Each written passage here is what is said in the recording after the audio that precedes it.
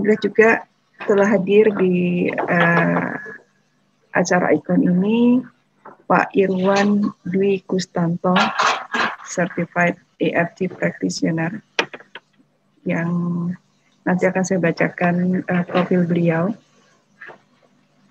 Beliau dengan kondisi disabilitas, ya, tidak bisa melihat, tapi saya akan bacakan begitu banyak prestasi yang telah beliau lakukan. Dan siang hari ini beliau akan sharing bagaimana dengan keterbatasan beliau bisa menembus semua keterbatasan itu dengan prestasi yang sangat gemilang. Bisa jadi kita yang tidak disabilitas belum mempunyai prestasi sebanyak beliau. Selamat siang Pak Irwan Dwi Kustanto. Assalamualaikum Pak.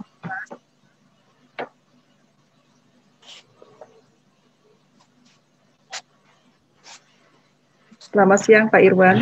Selamat siang dokter. Ya, selamat datang ya Pak. Assalamualaikum warahmatullahi wabarakatuh. Ya, Bapak sehat ya, alhamdulillah.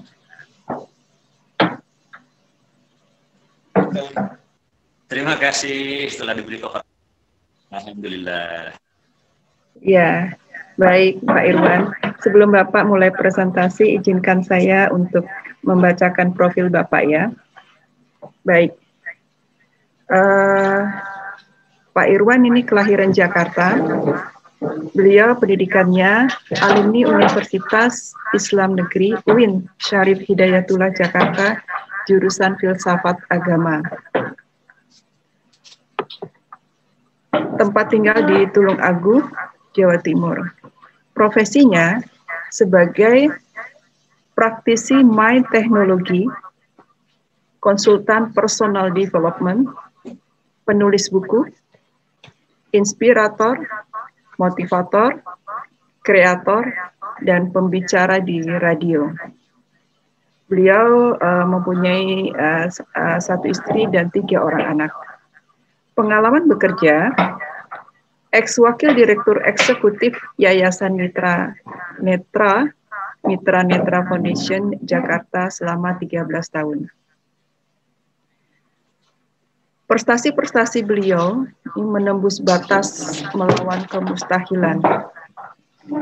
Memimpin proyek Samsung Digital Hub tahun 2004, kemudian memimpin proyek Capacity Building untuk 38 perpustakaan tunanetra tahun 2000 sampai 2009, menjadi tim nasional untuk penyusunan sistem simbol Braille Indonesia, bidang bahasa Indonesia dan MIPA tahun 99 sampai tahun 2000, memimpin proyek kerjasama PT IBM Indonesia dengan Yayasan Mitra Netra dalam program Kids Smart tahun 2007 sampai 2008. Penghargaan membangun piranti lunak pengolah kata Braille yang diberi nama Mitra Netra Braille Converter. Bekerja sama dengan Microsoft Indonesia, diberikan oleh Yayasan Mitra Netra. Penghargaan diserahkan oleh Ibu Sinta Nuriyah Abdurrahman Wahid pada tahun 2001. Kemudian buku-bukunya beliau, Taman Dalam Gelap, Angin Pun Berbisik, kemudian, maaf ini ada satu buku, cerita tentang rakyat yang suka bertanya.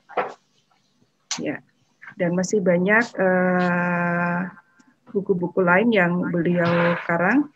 Ya, jadi kemudian, masih ada prestasi yang belum saya baca.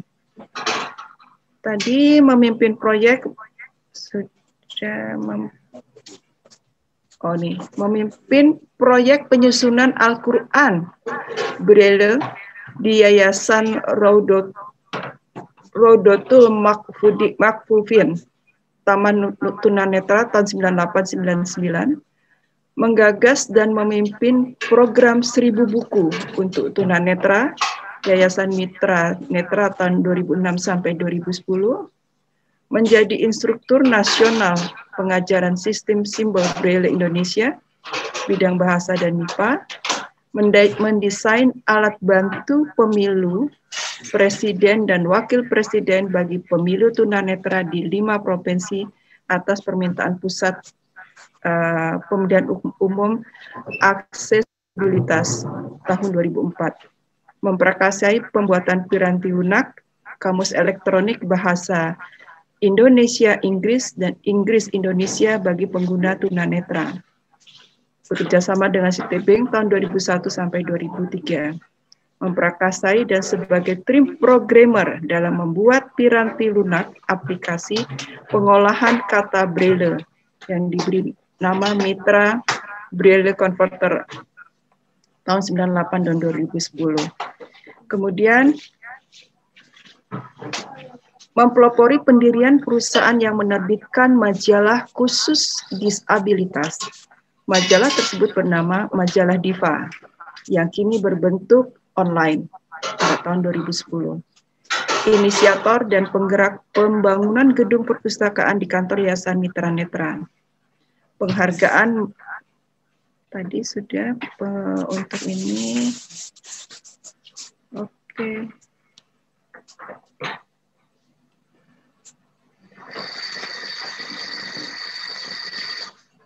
Ini pengembangan piranti lunak ada berbagai macam ya. Ada piranti lunak Mitra Netra Electronic Dictionary Meldic tahun 2009 sampai 2000 tahun 99 sampai tahun 2001. Kemudian penelitian pembuatan piranti lunak komputer yang berfungsi sebagai editor Braille tahun 97 sampai 2010. Memberikan webinar, kuliah, dan seminar di beberapa perguruan tinggi dan lembaga atau organisasi seperti UPI Bandung, UIN Sunin Kalijaga Yogyakarta, Pertuni Pusat, PNS Pusat. Baik, demikian prestasi-prestasi yang selama ini sudah dicapai oleh Pak Irwan. Jadi Bapak Ibu sekalian, luar biasa prestasi beliau dengan kondisi disabilitas, begitu banyak prestasi yang telah dicapai selama ini. Kita pada hari ini akan mendengarkan beliau mengupas salah satu buku beliau adalah Taman Dalam Gelap. Saya rasa ini akan sangat inspiratif buat kita. Pak Irwan, silakan Pak Irwan.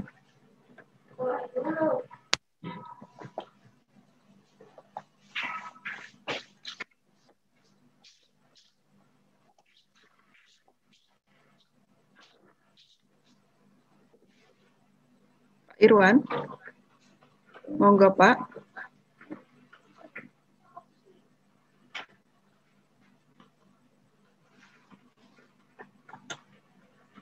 Terima kasih Dr. Enda dan Assalamualaikum warahmatullahi wabarakatuh teman-teman semua. Waalaikumsalam warahmatullahi wabarakatuh. Saya sangat berbahagia mendapatkan kehormatan yang luar biasa dari teman-teman ICEP.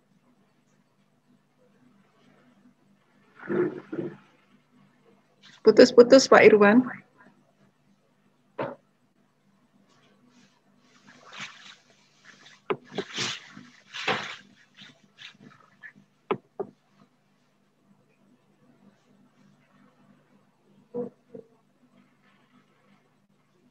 Sinyalnya hilang beliau ini ya.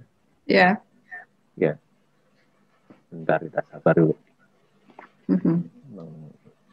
Aspek sinyal memang sana. Nanti videonya nggak usah dimunculkan saja ya, Dok. Sebuah kehormatan yang sungguh-sungguh saya terharu di sini karena begitu besar antusiasme dari teman-teman ICEP untuk mendengarkan dongengan-dongengan saya gitu.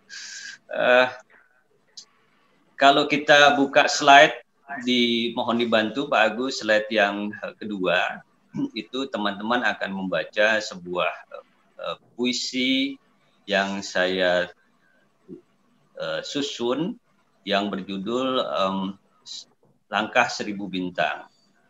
Puisi ini sebetulnya ada 4 halaman banyaknya, tapi itu kutipan yang sedikit saja dari puisi itu yang menunjukkan bahwa saya bertekad keras untuk menembus tembok kampus, melompati pada memasuki dunia-dunia yang tidak bisa atau dihambat lah begitu. Nanti saya akan ceritakan mungkin. Slide ketiga, tolong Pak Agus dibuka, itu sebuah kredo sebetulnya, sebuah kredo dari kepenyairan saya lah katakan begitu. Sebuah kredo di mana ya. Pak Irwan, bisa saya bacakan puisinya? Oh, sangat-sangat bisa, monggo. Saya bacakan ya Pak, karena saya ingin sekali membacanya. Sebaik puisi Langkah 1000 Bintang, karya Irwan Dwi Kustanto. Aku tak ingin dikalahkan oleh hidup. Ku coba lagi masuk ke dalam perut bumi. Bukankah debu-debu sudah menjadi bagian kakiku? Jadi pasti ku temukan lagu itu di sana.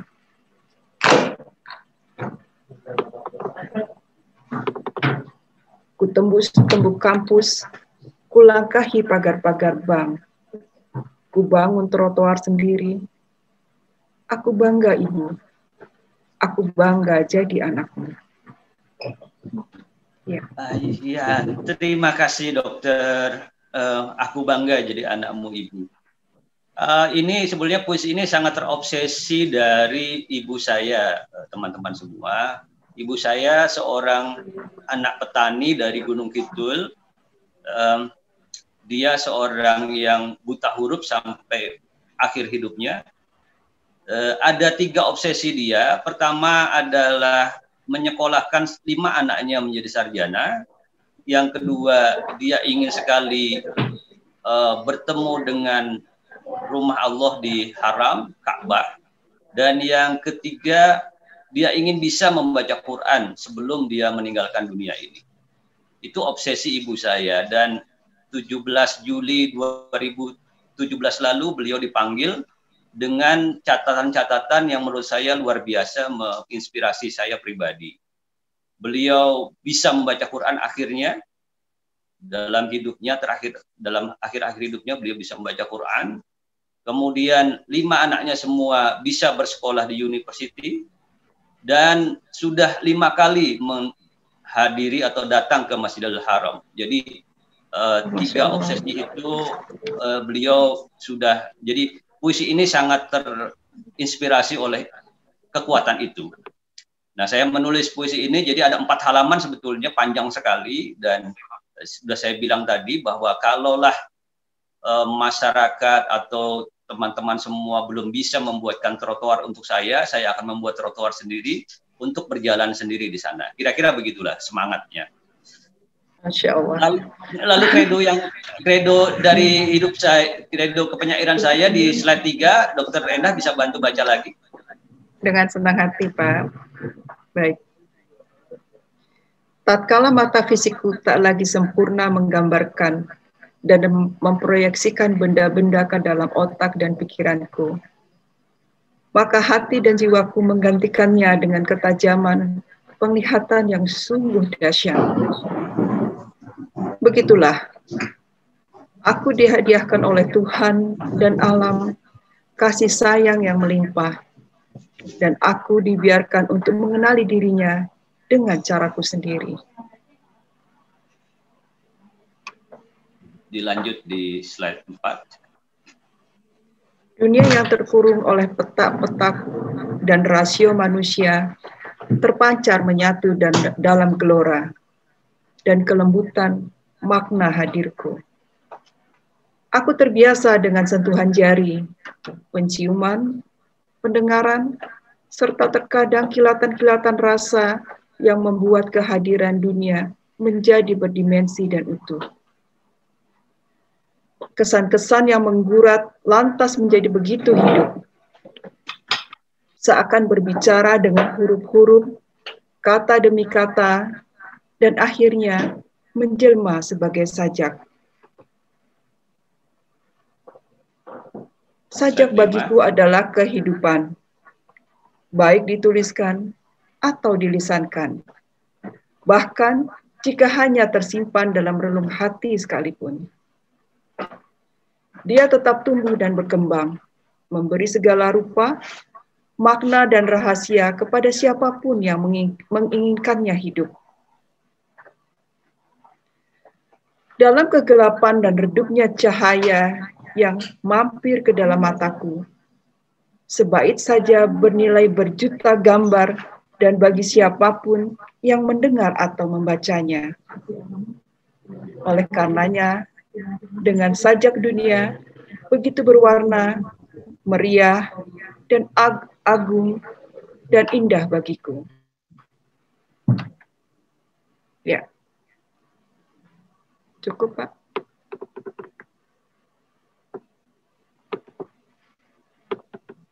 Ya, cukup Pak Irwan.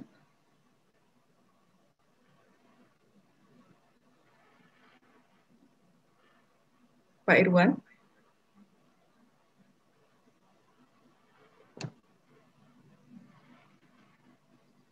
Terima kasih dokter. Jangan-jangan nih dokter.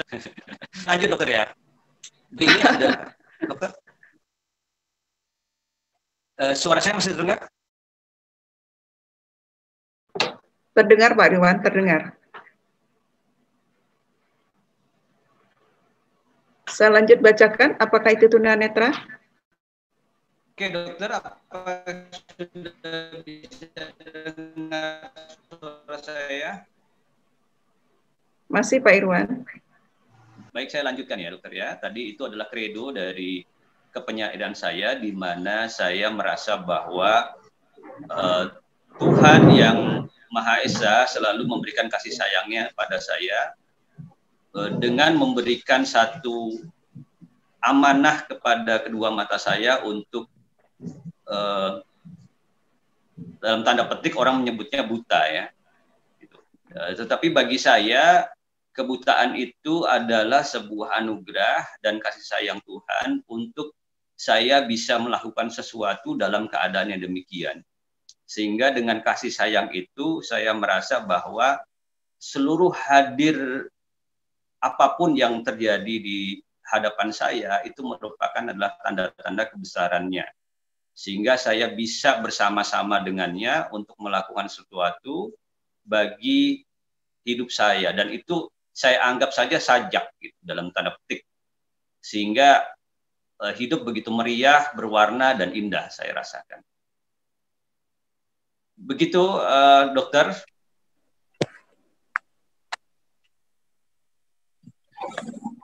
Oke, saya masih bisa lanjut ya dokter ya. Ini saya ya. Silakan Pak. Lalu slide berikutnya mengenai apa sih sebetulnya kebutaan itu. Teman-teman semua, saya mengalami kebutaan di usia 9 tahun saat saya duduk di kelas 3 SD, dan saat itu saya sebetulnya masih bisa melihat ya, hingga pada satu hari entah mengapa duduk di kelas tiba-tiba saya tidak bisa melihat papan tulis, keadaannya menjadi gelap. Lalu saya minta diberitahu oleh teman saya apa tulisannya di papan tulis itu sebetulnya, tetapi pada saat itu guru saya memarahi saya karena saya banyak bertanya dan berisik lah begitu. Saat itulah saya selalu diam, tidak membicarakan tentang mata saya, karena pada saat itu saya merasa kondisi mata saya itu membuat orang lain jadi terganggu begitu. Dan mungkin ya karena hal itu sehingga saya tidak membicarakan dengan siapapun, termasuk dengan ibu bapak saya dan keluarga saya. Jadi mereka tidak tahu sampai saya kelas 6 SD. Jadi sampai saya kelas 6 SD baru mereka tahu bahwa saya punya kelainan penglihatan gitu. Nah, di slide 6, 7, 8, dan 9, saya menggambarkan di situ sebetulnya apa itu kebutaan. Jadi, gampangnya kebutaan itu gangguan penglihatan begitu. Baik dia sudah tidak bisa mempersepsi cahaya lagi, nanti bisa dibaca ya teman-teman, maupun gangguan penglihatan berkurangnya ketajaman penglihatan. Ini nanti mungkin secara medis bisa dijelaskan juga oleh dokter. Gampangnya lagi, kalau kita membaca buku, teman-teman, membaca buku itu kan kira-kira fontnya ukuran 12 atau 13 begitu. Dan itu kita sudah tidak bisa lagi membaca walaupun dibantu dengan kacamata. Nah, itu yang disebut buta. Jadi ketika kita sudah tidak sanggup lagi untuk membaca buku dengan huruf yang sedemikian itu, definisi itu kita bisa dikategorikan sebagai buta. Walaupun itu buta parsial ya, atau dalam dunia pendidikan disebut low vision, jadi kurang awas lah bahasa Jawanya. Nah, saya mengalami itu, kurang awas itu dari kelas 3 SD sampai SMA, saya bersekolah dengan kekuatan pendengaran dan daya ingat. Jadi saya mempertaruhkan daya ingat saya, pendengaran saya untuk mengikuti seluruh pelajaran di sekolah, mulai dari kelas 3 SD sampai SMA. Gitu. Nah, di dalam slide 6 sampai slide 9 itu dijelaskan bagaimana seorang tunanetra itu mempunyai ketajaman penglihatan. Jadi kalau jari, katakanlah teman-teman ada nanti di sekitar teman-teman mereka tidak bisa melihat jari dalam jarak 6 meter, maka kemungkinan besar dia dikategorikan sebagai low vision atau buta. Tapi kalau itu masih bisa dibantu dengan kacamata, bisa dikoreksi oleh pengobatan, oleh terapi dokter, dan akhirnya bisa melihat kembali, itu tidak disebut buta. Atau satu orang yang berkelainan dari satu matanya, tapi satu matanya masih bisa berfungsi dengan baik, itu juga masih belum disebut buta. Jadi kebutaan adalah mereka yang betul-betul buta total, tidak bisa mempersepsikan benda atau cahaya, sampai mereka yang bisa melihat cahaya tetapi benda-benda sudah tidak terlihat, dan mereka yang mengalami gangguan kesulitan ketika mereka membaca, melihat, dan mempersepsi benda-benda di sekitarnya. Gampangnya begitu. Lalu masuk lagi ke slide 10. Nah, di slide 10 itu, di 10 dan 11 kalau saya tidak salah, itu bagaimana seseorang ketika mengalami kebutaan. Jadi dalam literatur itu dikatakan bahwa ketika orang mengalami kebutaan, dia akan kehilangan 80% dari informasi yang bisa masuk ke dalam dirinya. Jadi otomatis informasi yang masuk ke dalam dirinya tinggal 20%, yaitu dari indera-indera lainnya. Pendengaran, kulit, penciuman, pembauan, dan pengecapan, dan lain-lain. Sehingga dari sana dia akan banyak kehilangan akses terhadap lingkungannya, termasuk orientasi dan mobilitas. Jadi bagaimana dia mengorientasi lingkungan, bagaimana dia berpindah dari satu titik ke tempat titik, itu sangat-sangat terbatas sekali. Dan dia juga akhirnya kehilangan bisa mengakses informasi, ya. Informasi di sini berupa teks terutama, televisi, gadget, komputer, buku, dan kecuali bisa diadaptasi braille atau audio. Terganggu di keluarga. Ada salah satu anggotanya yang mengalami kebutaan dan mereka tidak belajar banyak di sini, maka di sini akan terjadi satu disharmonisasi dari keluarga. Jadi saya menganggap bahwa saudara-saudara saya tidak care, orang tua saya tidak care, tetapi mereka juga bingung bagaimana menghadapi saya yang mengalami kebutaan begitu. Contoh gampangnya misalnya begini, ketika saya belum buta, maka ibu saya menaruh gelas di samping saya tidak ada pengaruh apa-apa. Tetapi ketika saya buta, lalu ibu saya tetap menaruh gelas di situ dan saya senggol, gelasnya jatuh, maka saya menganggap ibu saya tidak mengerti saya. Kenapa tidak ditaruh di tempat yang lebih aman begitu? Nah, jadi kedua belah pihak, baik saya maupun keluarga saya bingung menghadapi ini. Jadi terjadi dampak di keluarga. Dampak lainnya adalah di pendidikan. Tentu ketika saya bersekolah, ini menjadi persoalan besar bagi saya. Nanti saya ceritakan lebih lanjut. dan dampak di pekerjaan, jadi sangat terbatas sekali profesi yang bisa saya geluti. Dan yang terakhir juga dampak dari dari semua akses-akses sosial lainnya, gitu, interaksi sosial. Ketika saya ingin mendekati kawan, bagaimana harus berbicara duluan dan sebagainya itu sangat terhambat dan sangat terganggu, sehingga saya terbentuk sebagai orang yang minder. Mindernya nih nggak kira-kira, jadi sampai-sampai lebih baik diam daripada mengatakan sesuatu tapi orang lain tidak mengerti, begitu. Di slide selanjutnya itu tantangan diri saya, tantangan yang terjadi pada diri saya. Ketika saya mengalami kebutaan, tantangan yang paling besar awalnya dulu adalah dua ya, masukin dunia pendidikan dan pergaulan kepada teman-teman. Karena ini akan saya sering sekali mendapatkan bullying ya, jadi mendapatkan kekerasan mental lah begitu. Pertama-tama dulu kan saya masih kecil, saya tidak mengerti. Ketika saya melihat teman saya itu, teman saya bilang, kamu lihat saya gitu. Lalu saya tidak bisa melihatnya dan saya dipanggillah Juling. Jadi julukan saya si Juling. Banyak lagi sih sebetulnya julukan-julukan yang masa lalu ya, yang saya ingat itu ada Juling, ada kamu buta, kamu kotok, kamu lain-lainnya banyak sekali. Dan kedua, saya di permainan teman-teman itu juga mendapatkan diskriminasi. Jadi saya lebih banyak dianak bawangkan untuk tampil di muka ya, karena keterbatasan itu. Dan yang lebih saya rasakan memukul perasaan saya atau mental saya adalah dalam tanda petik bullying justru dari orang-orang yang saya hormati gitu, entah guru, entah ustadz dan sebagainya. Jadi ketika di sekolah saya tidak bisa membaca papan tulis, mereka bilang bahwa coba kamu pakai kacamata kuda, coba pakai mata kakimu.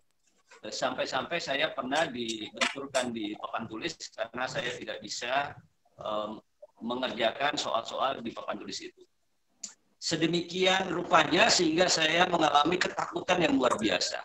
Ketakutan yang luar biasa. Takut kalau diminta mengerjakan hal-hal yang di papan tulis. Takut kalau disuruh baca saya ditertawakan oleh teman-teman karena saya tidak bisa membaca gitu. Nah, nanti saya akan ceritakan bagaimana saya keluar dari hal ini dan bagaimana EFT bisa membantu saya juga untuk bisa lari begitu ya dari hal-hal semacam ini. Jadi trauma-trauma semacam ini banyak lagi yang mungkin bisa saya ceritakan. Yang paling saya ingat, mungkin kalau sekarang saya sudah tertawa ya, tapi pada saat itu mungkin saya belum bisa tertawa. Jadi misalnya contohnya, karena saya tidak bisa mengorientasi jalan saat itu, maka ketika saya pergi sekolah ke kampus saat itu hujan, lalu saya memakai pakaian yang rapi dengan payung.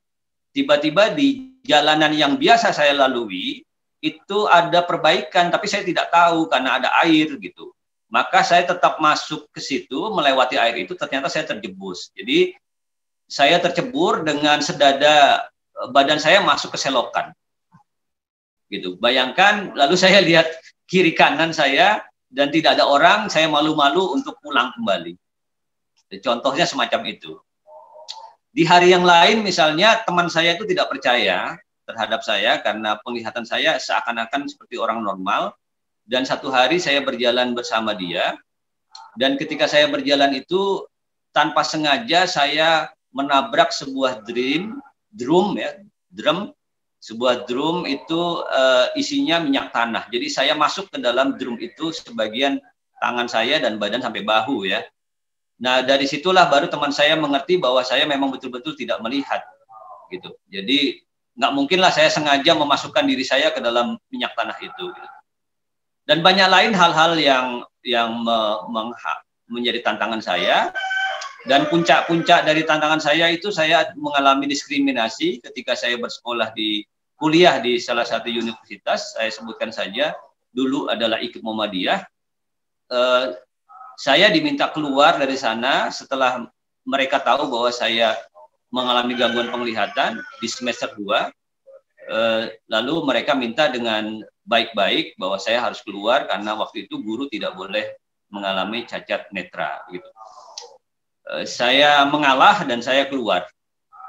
Jadi itu beberapa tantangan besar yang saya alami dan ya ada banyak hal-hal yang lucu sebetulnya. Dokter Endah ini saya masih terdengar ya. Saya nggak ngomong sendiri ya ini. Terdengar jelas, Pak. Baik.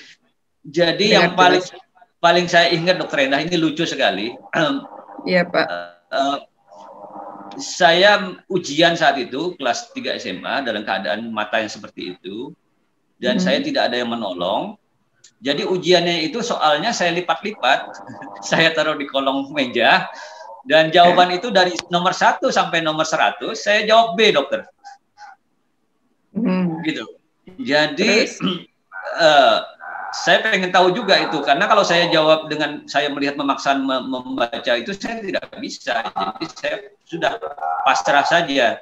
Saya pasrahkan itu nomor 1 sampai nomor 100 isinya B. Ternyata itu jawabannya 30% itu, Dok.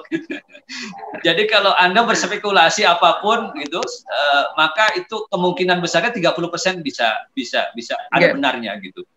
Nilai saya 3 gitu. Nah, yang lebih lucu lagi kalau sekarang saya bisa menertawakan, pelajaran menggambar, dokter, proyeksi. Jadi memproyeksikan benda dari X ke Y, itu kan gambar pakai ukuran-ukuran. Saya mengerti teorinya, tapi saya tidak bisa mengukurnya pakai penggaris. Maka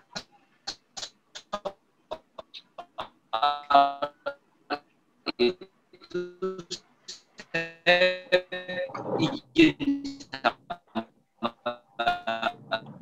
Putus-putus Pak Irwan, Pak Irwan. Guru, Pak.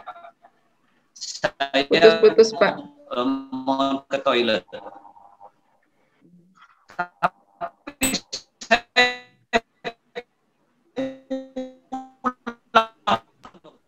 Suaranya putus-putus. Putus-putus Pak Irwan. Itu ada kakak saya, tolong ini garis sini sekian, garis ini sekian senti, garis ini sampai kira-kira 30 menit selesai. Saya balik lagi ke sekolah dan ternyata itu sudah selesai pelajarannya. Apa satu jadi oh ya, sekarang betul? Ya, lebih jelas. Bapak bawa pulang ke rumah, terus kembali lagi ke sekolah. Ya, nggak jelas Pak suaranya. Suaranya putus Pak.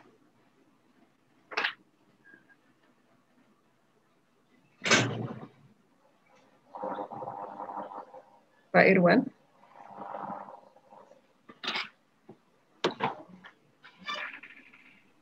Dia sinyalnya ini apa live sendiri? Keluar. Sinyalnya. Ya keluar. Suaranya putus-putus Pak. Halo, sudah bisa terdengar lagi Pak? Sudah bisa Pak Irwan. Baik. Ya. Masih putus-putus ya?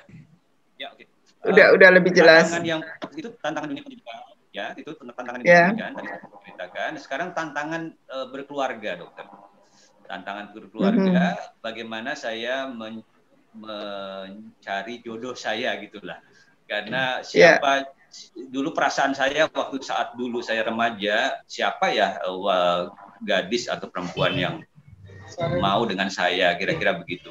Terus videonya nggak bisa kita lihat. Nah itu terjadi di dalam diri saya beberapa lama ya, dan itu tantangan besar bagi saya untuk menaklukkan diri saya sendiri begitu. Bagaimana saya bisa menjadi berkeluarga gitu.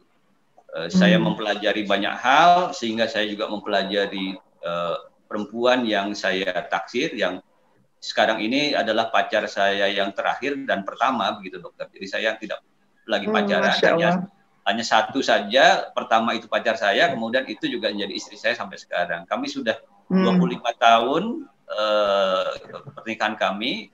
Mudah-mudahan dia juga ada ikut di Zoom ini gitu. Saya tidak tahu. Jadi itu juga Ibu Siti Atmamiah, Ibu Atmamiah namanya. tantangannya dari keluarga tentu ya, tantangan dari keluarga. Bagaimana saya melamar dia tentu pasti adalah keluarga yang satu dua yang tidak setuju anaknya dilamar dengan orang buta begitu. Tetapi saya bisa melampaui itu, berhasil melampaui itu dengan beberapa trik. Ya, salah satunya puisi ini. Puisi ini juga saya pakai untuk menunjukkan pada istri saya bahwa saya juga bisa begitu. Karena penyair yang sesungguhnya adalah dia. Dia juara cipta puisi di kampusnya dulu. Jadi saya harus melamarnya dengan cara-cara apa yang dia suka. Gitu. Kemudian ya itu seperti yang nanti mungkin teman-teman bisa nonton di Kick Andy ya, cerita itu ya. Tantangan lagi bagi saya bagaimana saya juga bisa berkiprah di masyarakat, diakui, dan saya bagaimana bisa memberikan nafkah juga pada anak-anak saya. Juga tantangan kembali bagaimana saya bisa mendidik anak-anak saya supaya bisa lebih maju, lebih sukses daripada saya dan ibunya gitu. Dan alhamdulillah sekarang anak-anak saya yang satu sudah jadi sarjana, sekarang sudah bekerja di Yogyakarta. Kemudian nomor 2 sedang skripsi dan nomor 3 sedang hafalan Quran, dia kelas 1 SMA. Alhamdulillah semuanya diberikan Allah kekuatan untuk sampai pada saat itu. Dan bagaimana saya mendidik mereka, saya sebetulnya punya cerpen yang bagus, nanti Pak Agus bisa kasih teman-teman mungkin yang bisa menginspirasi bagaimana saya mendidik mereka, menanamkan pada mereka bahwa sebetulnya tantangan yang paling besar di dalam hidup ini bukanlah kebutaan, bukanlah kemiskinan atau apapun, tetapi jauhnya diri kita dengan Yang Maha Kuasa. Itu tantangan sebetulnya. Kalau kita dekat dengan Yang Maha Kuasa, apapun bisa selesai. Itu pikir saya demikian pada anak-anak. Jadi saya terbiasa melakukan rapat keluarga di kalau anak-anak pulang ke rumah, dokter. Jadi saya biasa itu melakukan rapat keluarga semacam memotivasi mereka, memberitahu pada mereka bahwa saya terus mengikuti mereka, bahwa saya sayang pada mereka. Jadi mereka bisa tumbuh dengan pribadi-pribadi yang baik. Gitu. Kira-kira itu tantangan yang terjadi. Lalu saya menuliskan juga visi saya di slide berikutnya, di slide 13 mungkin. Visi saya adalah mewujudkan dunia yang lebih baik dan lebih ramah bagi penyandang disabilitas, yaitu dengan melatih dan menginspirasi 1.000 orang tunanetra untuk menemukan jati diri mereka yang tertinggi. Itu visi saya. Saya sudah menemukan sebelum saya meninggalkan dunia ini, dokter, saya ingin sampailah pada titik ini. Gitu. Saya ingin anak-anak muda tunanetra itu bisa menemukan jati dirinya dan bisa memunculkan potensi dirinya. Tentu saya harus melakukan pelatihan-pelatihan, menginspirasi mereka, dan ini saya pikir ICEP bisa menjadi jembatan saya. Gitu. Dan saya sudah berjanji bahwa saya ingin sampai pada level keempat ya, pada Certified EFT Trainer. Gitu. Saya sekarang masih di level 2 ya. Itu saya kira, lalu misi saya tentu saja, karena saya harus mewujudkan membentuk dunia yang lebih baik, lebih ramah bagi penyandang disabilitas, maka misi saya tidak lepas dari itu. Saya ingin punya kekuatan main teknologi, EFT, dan lain-lainnya itu bisa menjadi bekal saya untuk memberikan training pada mereka, sehingga mereka bisa melakukan sesuatu di sana. Saya sudah mencoba di 2012, dokter. Saya berkeliling di Medan, Makassar, Padang, dan tempat-tempat lain untuk melatih anak muda ini, terutama SMA, yang mereka ingin berkuliah, dokter. Jadi kan kuliah ini tantangannya bagi tunanetra luar biasa. Banyak ketimbang teman-teman yang berpenglihatan. Saya melatih mereka dengan main teknologi ini, lalu melepaskan mental block mereka. Saya pernah coba mengumpulkan mental block mereka itu sampai 80. Ya. Bisa karena dia merasa bahwa ini adalah karma saya, ini sudah nasib saya, takdir saya. Orang buta itu hanya membebani orang lain, orang buta itu tidak bisa apa-apa, dan banyak sekali. Dan itu saya pernah mengalaminya, oleh sebab itu saya ingin membantu adik-adik saya untuk lepas dari ini. Mungkin EFT bisa membantu ini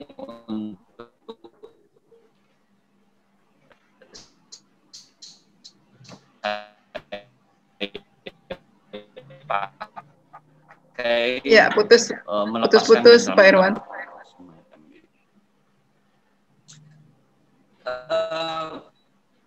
Dan selanjutnya saya menuliskan juga tentang value saya, ya, nilai-nilai saya di sana. Saya merasa bahwa spiritualitas itu nilai yang utama. Sekarang masih putus-putus? Tidak, sudah bagus Pak. Sekarang dokter, apa sudah kembali? Ya, sudah bagus, Ya, Pak. sekarang bisa? Oh, ya, bagus, oke. Saya sudah menuliskan. Bagus. Value Bapak?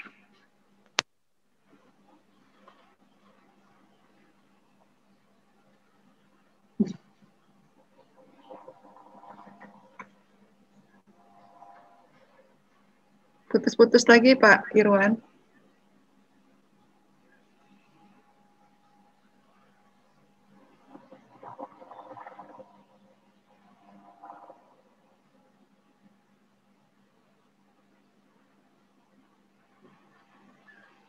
Pak Irwan.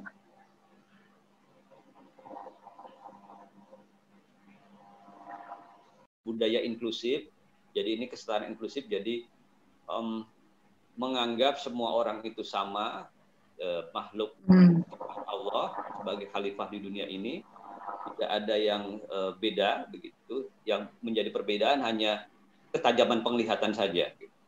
Selebihnya sama dan tugas-tugas di dunia ini juga sama, sehingga itu menjadi pedoman saya untuk melakukan sesuatu.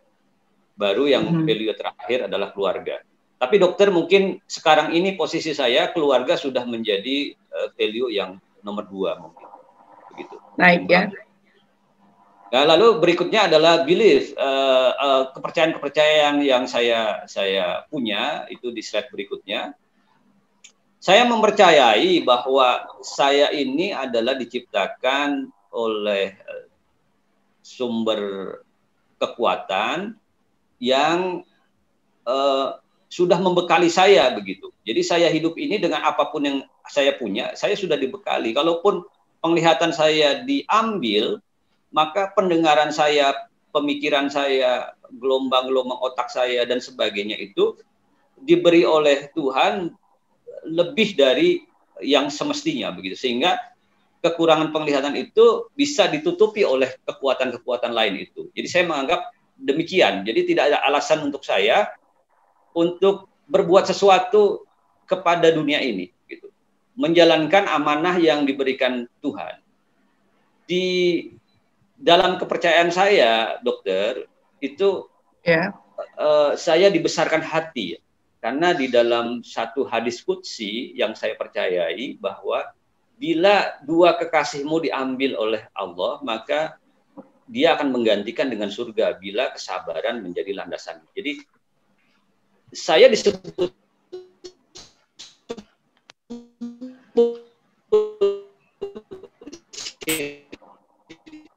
putus-putus Pak.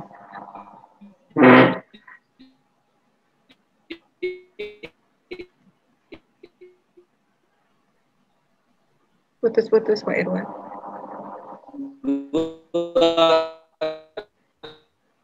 Dua kekasih itu mata maksudnya. Jadi ketika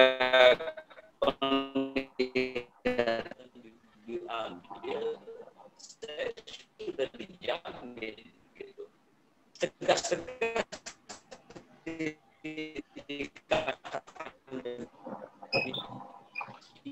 Putus-putus Pak Irwan, tidak jelas.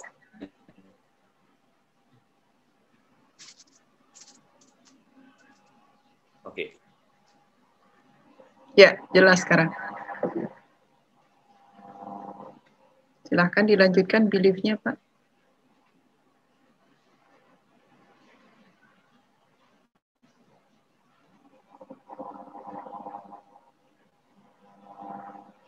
Bahwa saya adalah pemenang dari hidup ini. Saya percaya bahwa saya sudah dilahirkan sejak awal menjadi pemenang. Jadi tidak ada alasan bagi saya untuk mundur menjadi pecundang gitu. Berarti dengan demikian saya sudah dibekali oleh Allah sesuatu yang bisa menjadikan saya pemenang, begitu. Saya percaya itu. Sehingga ketika saya menemukan satu tantangan, berarti saya sanggup melakukannya. Nah, ini yang biasa disampaikan oleh Bu Nurita ya, Al-Baqarah 286 disenang sekali gitu, bahwa tidak ada sesuatu yang tidak sanggup ketika itu dihadapkan pada kita, karena memang kita sudah dibekali sesuatu yang kita menjadi pemenang.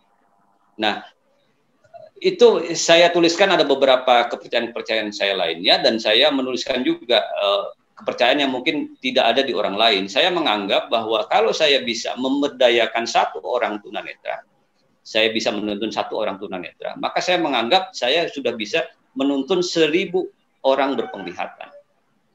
Saya merasa begitu, karena dunia yang digeluti oleh tunanetra itu jarang orang mau terjun di dalamnya, dan orang menganggap sulit gitu. Oleh sebab itu saya harus punya kekuatan semacam itu, Dok.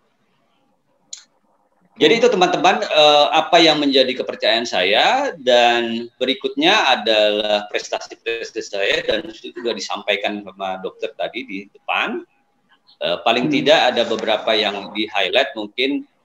Jadi saya sudah meninggalkan warisan lah katakan bagi teman adik-adik saya, bagi Indonesia pada umumnya, bahwa saya sudah melakukan sesuatu. Misalnya kalau saya mau disclaimer ya dokter ya, kalau saya bilang saya maksudnya adalah tim ya dokter ya, jadi bukan saya sendirian tentu. Nah, saya sudah menggerakkan satu ide namanya Gerakan 1000 Buku untuk Tunanetra. Gerakan buku ini adalah menghimpun masyarakat luas untuk membantu perpustakaan tunanetra, baik dengan mengetik di digitalisasi, misalnya dengan buku elektronik, atau dengan audio, dengan suara. Mungkin yang ikut Zoom ini juga ada teman-teman saya yang relawan yang membantu saya mengaudiokan buku-buku, dan saya ingin nanti bukunya Master Edi atau buku teman-teman yang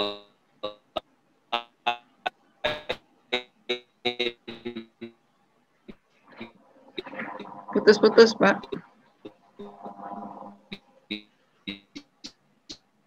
Dalam huruf braille atau dalam audio untuk teman-teman tunanetra bisa akses juga. Putus-putus, Pak Irwan. Masih putus-putus ya? Ya, ini udah mulai kedengaran. Oke. Gerakan itu, dan sekarang putus-putus, Pak.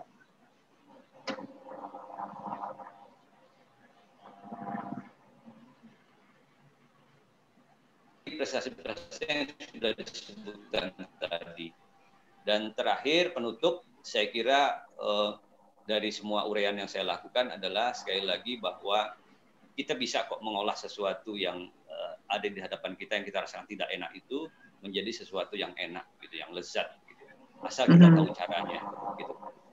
Jadi jadilah kita seorang chef, seorang koki, seorang pemasak yang mampu mengolah sesuatu yang orang lain tidak lihat menjadi sesuatu yang sangat dihormati, dihargai. Saya kira itu, dan salam hormat saya buat semua teman-teman yang telah membantu saya. Di sini mungkin juga ada yang ikut, beberapa teman-teman saya yang tunanetra mungkin juga ada. Sekali lagi, Dr. Endah, saya ingin sebelum menutup usia saya, gitu, saya masih punya beberapa hal yang ingin saya lakukan. Gitu. Jadi yang paling dekat ini tentu saya ingin mensosialisasikan EFT ini kepada teman-teman tunanetra se-Indonesia. Visi saya begitu. Kemudian yang kedua, saya ingin menulis buku lagi, masih mungkin kira-kira kurang 6 buku lagi ingin saya tuliskan. Dan saya juga masih ingin belajar banyak tentunya. Gitu. Mohon saya dibimbing Pak Agus, Master Edi dan teman-teman gitu. Keinginan kesungguhan saya ini tentu saja saya bersedia menjadi gardu atau menjadi jembatan untuk teman-teman semua, begitu dokter. Saya kira kita bisa memperdalam ini dengan Oh ya, satu lagi, peran EFT ya dokter ya, peran EFT di dalam diri saya ya. Saya terus terang sudah menggunakan EFT ini sudah lama dokter.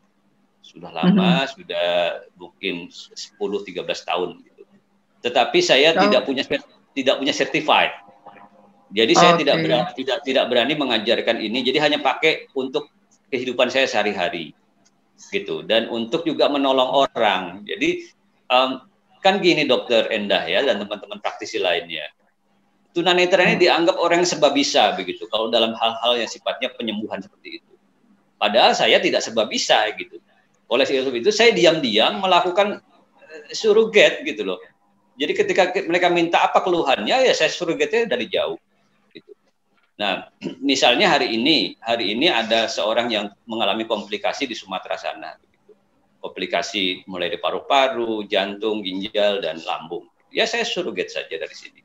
Dan alhamdulillah kemarin dari tertidur sekarang sudah belajar jalan. Jadi tentu EFT yang saya pakai gitu. Nah, tetapi kan saya tidak punya sertifikat, saya belum belajar tingkat advance. Tentunya nanti kalau saya belajar tingkat advance akan lebih kuat lagi mungkin ya. Ini saya energi yang bisa saya limpahkan untuk teman-teman.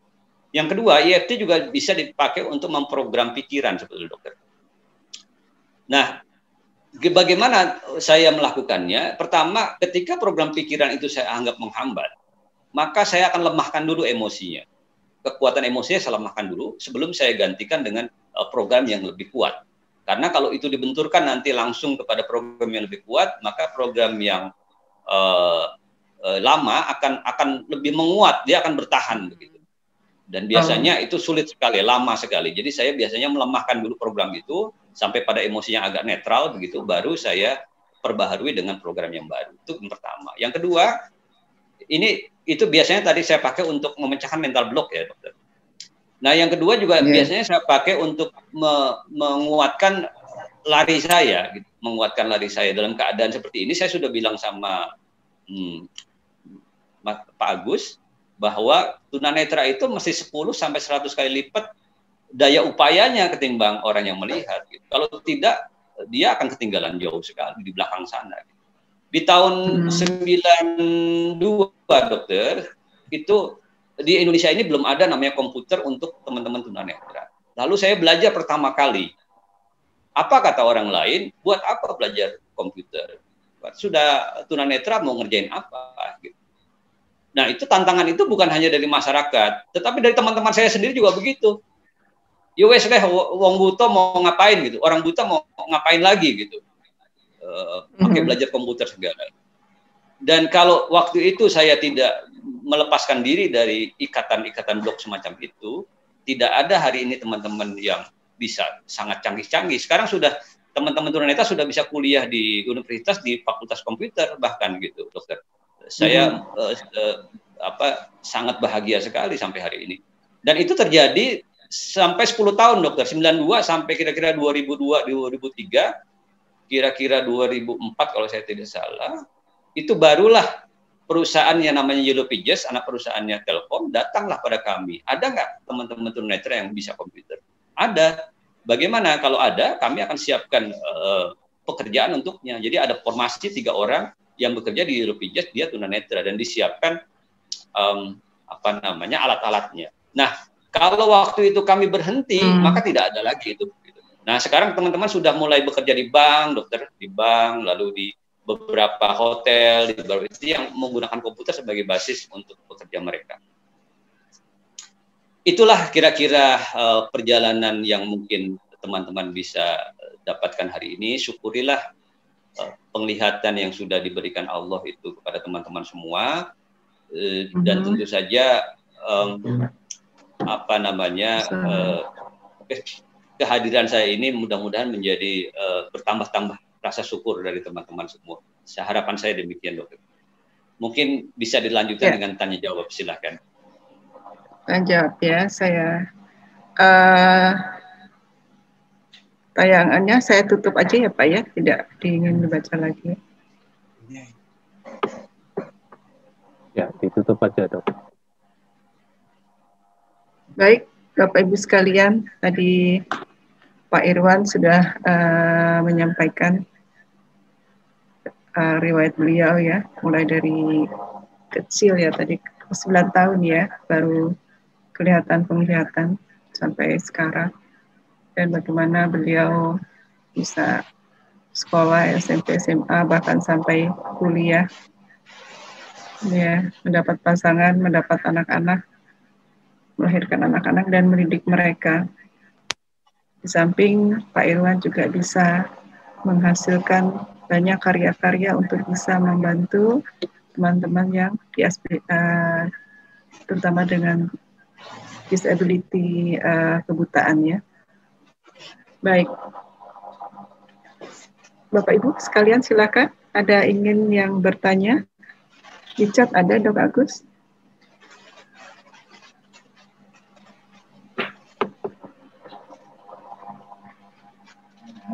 Assalamualaikum Dokter Endah. Ini Bu Ami ya, Bu Ami, silakan. Ya. Selamat siang Pak Irwan. Semuanya ini ya. Saya salut banget sama Pak Irwan. Ya, Bu Ami, silakan. Ya. Silakan Bu. Ya, saya mau tanya Pak Irwan, kenapa nggak terserah sama orang tuanya ya, waktu dia mengalami kebutaan Pak, saya tidak melihat gitu. Terima kasih, itu aja. Oh, pada saat awal ya? Iya Bu, ya. Oh iya. Ya, silakan Pak Irwan. Ya, silakan Pak, langsung saja. Ya, terima kasih banyak. Kenapa saya tidak berterus terang? Karena waktu itu saya masih kecil. Saya masih kecil, belum bisa berpikir. Saya pikir saya tidak apa-apa waktu itu, hanya tidak bisa melihat begitu saja. Jadi kehidupan terus berjalan dan tidak ada orang yang mengerti ketika saya jelaskan. Begitu. Jadi semua orang menganggap bahwa saya kadang-kadang pura-pura, kadang-kadang suruh menggunakan kacamata, begitu. Saya sudah ke dokter dan dokter mengatakan tidak bisa dibantu dengan kacamata. Jadi saya sulit sekali menjelaskan. Sampai saya SMA itu saya nggak bisa menjelaskan kepada guru-guru bagaimana saya menjelaskan bahwa ini anak memang kriteria-kriteria kebutaan memang seperti ini, begitu. Saya tidak bisa menjelaskan pada mereka, sehingga entah mengapa saya mengalami ya mungkin tidak berharga, minder dan sebagainya begitu. Ketidaktahuan saya lah sebetulnya begitu, ketidaktahuan saya dan pengalaman diri saya ketika menjelaskan itu orang tidak mengerti. Begitu. Sampai pada akhirnya sebenarnya ujungnya ada di sini dokter. Ketika saya lulus SMA, lalu saya ingin bertekad untuk menyembuhkan mata saya. Akhirnya saya ke alternatif selama 2 tahun. Dari mulai puncak gunung sampai puncak mana gitu saya temuin. Setiap ada orang yang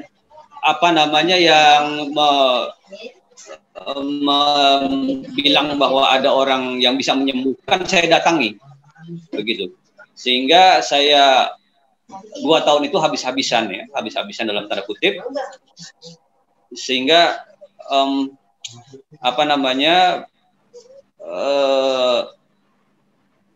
putus asa lah saya gitu, putus asa, tidak lagi bisa memberikan gitu. Jadi saya waktu itu agak membenci Tuhan juga sih dokter, terus terang. Apa ya dosa saya ya kok saya dibuat begini gitu. Jadi saya hopeless betul waktu itu. Sampai ujungnya saya menonton televisi waktu itu bahwa ada pengajaran huruf braille yang bisa orang buta bisa baca gitu. Nah, saya mulai keluar dari sana dan belajar di sana. Dan inilah ujungnya saya ketemu dokter. Jadi saya di satu hari di sungai di puncak Jawa Barat sana, saya duduk di sana. Lalu saya merenungi itu melihat air sungai. Air sungai itu unik dokter. Jadi dia itu tidak pernah diam, ya selalu bergolak dari yang atas ke bawah. Begitu dia kena batu, dia akan menyamping ke kiri atau ke kanan. Setelah dia masuk ke telaga, dia juga nggak berhenti, dia akan menguap ke atas menjadi hujan. Hujan turun lagi begitu. Nah akhirnya saya celing gitu di pikiran saya, loh air saja kok bisa dia mencapai tujuannya ke laut, bergerak terus. Kenapa saya manusia kok hanya mandek di sini saja? Nah itu memukul jiwa saya, juga memberikan tenaga bagi saya. Oh saya harus melakukan sesuatu. Saya manusia, saya bisa lakukan sesuatu. Jadi akhirnya saya banyak punya trik-trik begitu dokter lah dalam tanda kutip ya untuk menyiasati kekurangan saya itu. Gitu. Saya misalnya ikut organisasi, saya paksakan, malu tidak malu saya paksakan saya ikut organisasi ekstra begitu, belajar kepemimpinan dan lain-lain. Tentu saja dengan mulai ini Bu Ami, mulai saya berani-berani itu setelah saya ikut organisasi, baru saya mengatakan, tapi saya pernah melakukannya Dokter Endah. Waktu pertama kali perkenalan dengan hari pertama di kampus, saya maju ke depan. Saya katakan bahwa saya punya kelainan penglihatan, gangguan penglihatan. Dari sekian teman-teman semua tertawa, gitu. Tidak ada satupun yang bisa mengerti bahwa betul-betul saya serius itu. Gitu. Jadi saya bilang karena saya untuk menutupi bahwa jangan sampai mereka berprasangka bahwa saya sombong. Gitu. Saya tidak sombong, saya hanya tidak bisa melihat wajah teman-teman sehingga saya tidak bisa menegur, menyapa, begitu. Nah saya khawatir mereka takut dikatakan saya sombong karena saya sudah pengalaman dikatakan sombong itu. Acuh tak acuh, sombong. Kira-kira begitulah dokter. Saya banyak menunduk, banyak karena takut diketahui julingnya dan lain-lain sebagainya itu. Nah itu saya coba, pernah saya lakukan, tapi akhirnya saya ditertawakan. Hanya satu teman saya akhirnya itu menjadi sahabat saya. Gitu. Sebetulnya dia tanya dia kenapa, sebetulnya saya jelaskan panjang lebar sampai dia akhirnya mengerti. Demikian Bu Ami. Jadi itu karena mungkin kekanak-kanakan saya, satu. Kedua, saya tidak punya informasi saat itu. Yeah. Karena saat itu informasinya hanya dari televisi saja. Demikian, Dok. Baik. Terima kasih, Pak Irwan. Ya, Pak, tadi saya mendengar Bapak sempat mengalami satu titik yang sangat frustasi ya dengan kondisi Bapak. Bahkan secara spiritual Bapak tadi menyampaikan sempat marah sama Allah. Bagaimana Bapak bisa bangkit dari posisi itu selain nonton film tadi? Ya banyak akhirnya selama mungkin ada kalau setahun kurang ya dokter, saya tidak melawan dari semua hal. Misalnya saya tidak tidur malam. Jadi saya begadang saja, kemudian saya kadang-kadang tidur di tengah lapang begitu dokter, melihat ya semacam semacam merenung apa sebetulnya saya ini dan kemana gitu. Pertanyaan-pertanyaan itu tidak bisa terjawab. Saya nggak punya guru, nggak punya teman, begitu. Nah mungkin dari hal semacam itu akhirnya saya tidak tahu ya apa yang menyebabkan saya bisa keluar dari hal itu. Yang jelas saya menerima dokter akhirnya saya menerima, entah menerima saat itu karena putus asa atau menerima karena kesadaran, saya belum tahu saat itu. Jadi saya menerima, saya putuskan. Jadi keputusan saya begini akhirnya dokter. Kan saya akhirnya setelah berobat 2 tahun itu, saya kembali ke medis. Saya lari ke medis, saya tanyakan kepada dokter Iskandar, seorang dokter mata. Saya bilang, dok, ini sebetulnya mata saya kenapa? Dia bilang kelainan retina.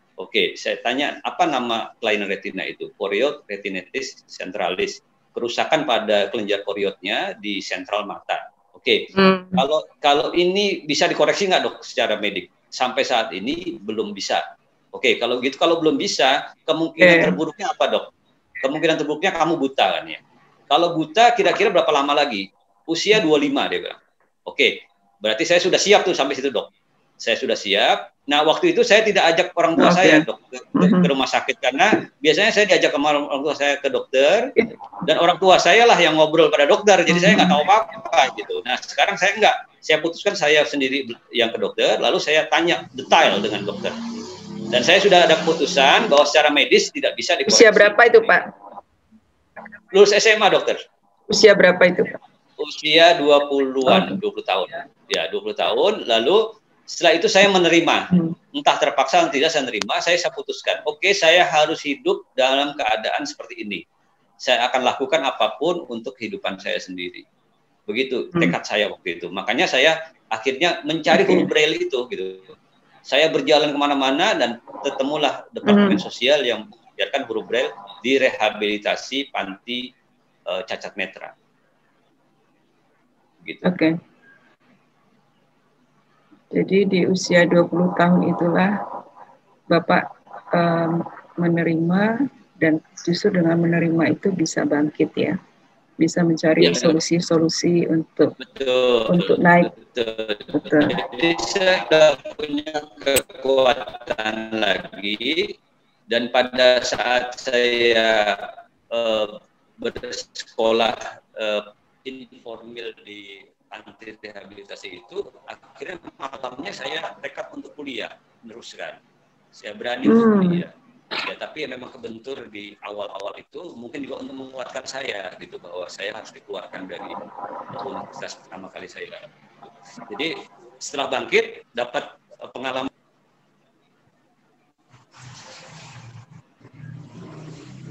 Begitu, dokter.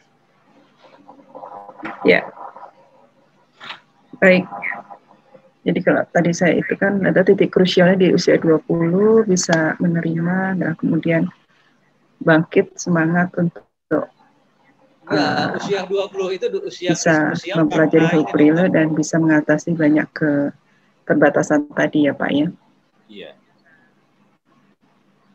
Usia 20 itu usia yang sangat krusial karena memang disitulah titik di mana seorang itu dituntut untuk keluar dari keluarga, kan gitu, bertanggung jawab atas dirinya sendiri. Bagaimana dia harus bekerja, bagaimana dia harus aktualisasi diri, bagaimana Bapak Ibu sekalian dia sambil menunggu Pak Irwan, ada yang ingin bertanya? Bagaimana cara? Oh, ini ada yang bertanya.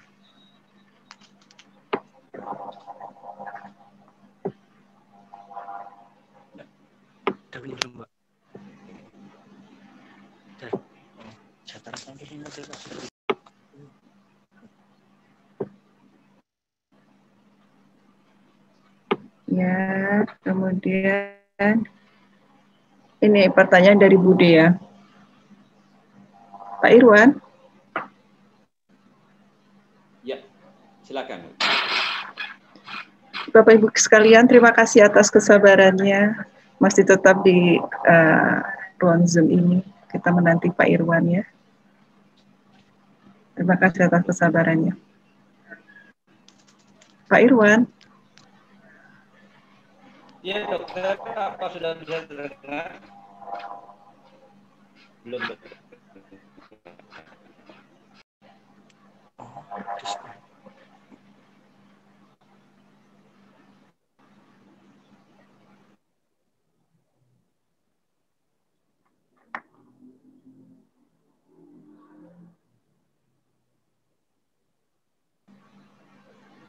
Ya, Pak Irwan sudah kembali. Sinyal ya, Pak ya. Ya, pakai sinyal.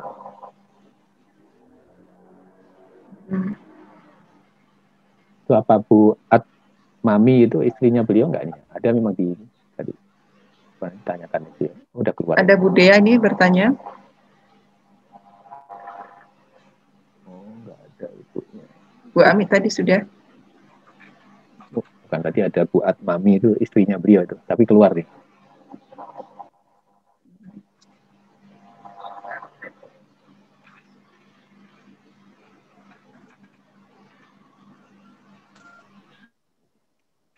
Sambil nunggu Pak Irwan ya. Pak Irwan. Sudah terdengar lagi, dokter? Sudah bisa terdengar lagi? Sudah. Ya. Sudah terdengar lagi, Pak Gus? Sudah, Pak? Sudah. Silakan. Ya.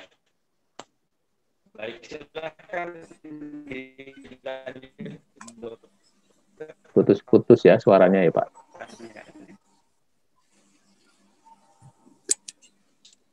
Dok Agus, saya yang mental sinyalnya. Iya, Tadi iya. ada Bu Dea, Dok Agus yang tanya. Baik. Bagaimana mengenai rasa minder ya? Pak Irwan bisa ya, di ini Pak Irwan, Bu Dea bertanya bagaimana cara melawan rasa minder Pak Irwan? Oh iya, oke. Kalau yang pernah terjadi pada saya, ini jawabannya bisa dua hal sih Pak Bu Dea. Pertama dari pengalaman saya pribadi, yang kedua bagaimana EFT bekerja untuk menanggulangi rasa minder ini. Jadi dua-dua itu bisa dipakai sebetulnya. Jadi memang rasa minder ini sangat berurusan dengan citra diri dan harga diri. Jadi semakin kita selalu memikirkan kekurangan kita, maka rasa minder ini akan menenggelamkan kita tentunya. Maka harus kita mulai dengan hal-hal yang bisa kita memperkuat diri kita. Jadi saya punya buku untuk menuliskan hal-hal yang saya rasakan saya bisa lebih berharga di dalam diri saya. Jadi sesukses kecil apapun saya tuliskan begitu. Tidak harus besar-besar, tapi kecilnya itu bisa membangun diri saya untuk lebih punya harga lah, punya berharga. Jadi konsep diri ya sebetulnya yang ingin dikuatkan di sini. Jadi itu yang pertama. Kalau dengan EFT tentunya ini saya bilang tadi, ketika kita punya rasa minder ini kita kecilkan dulu volumenya, emosinya kita kecilkan dulu. Itu dengan teknik EFT gitu ya, untuk teman-teman praktisi. Mungkin yang belum kenal EFT itu adalah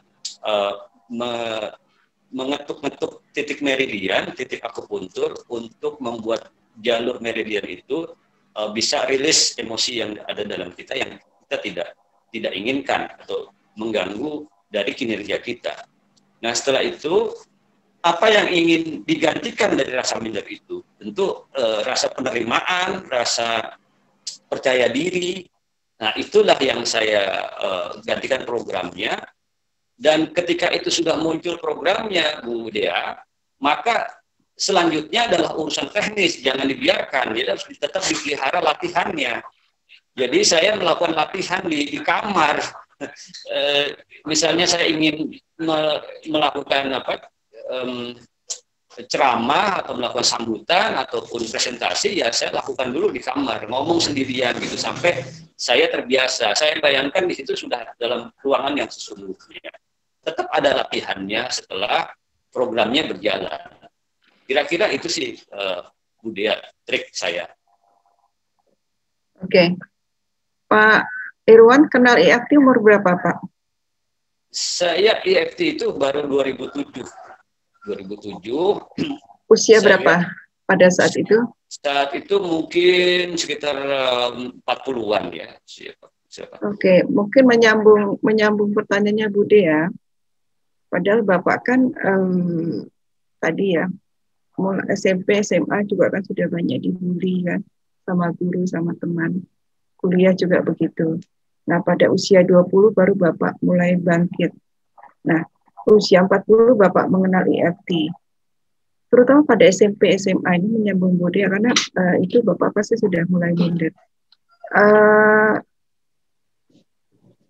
Sampai usia sebelum 40.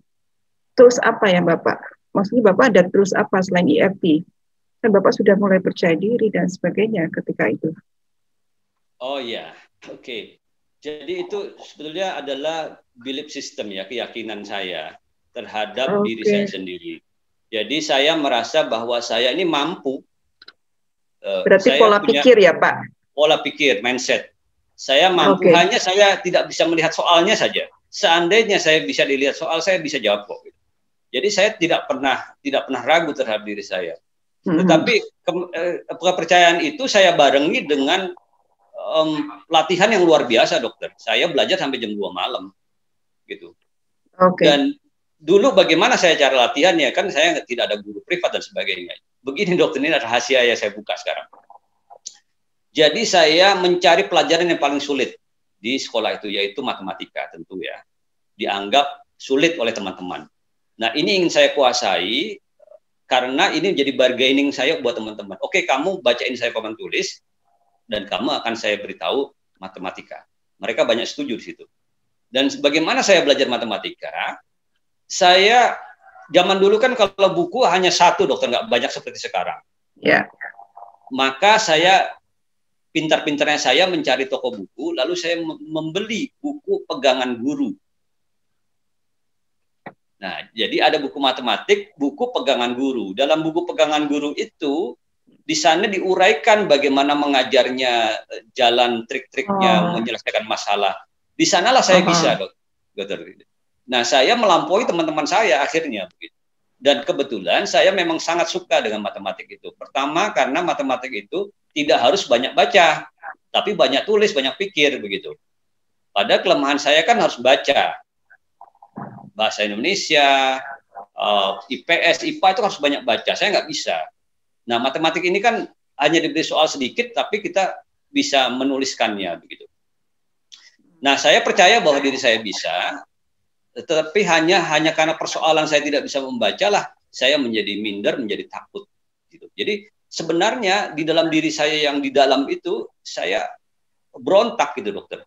Saya punya kekuatan yang luar biasa untuk mengalahkan tantangan ini sebetulnya. Sebetulnya saya ingin diterima gitu saja sebetulnya. Ingin diakui, diterima bahwa saya bisa gitu. Yeah. Dan itu membuat saya punya tenaga yang luar biasa. Ya Pak.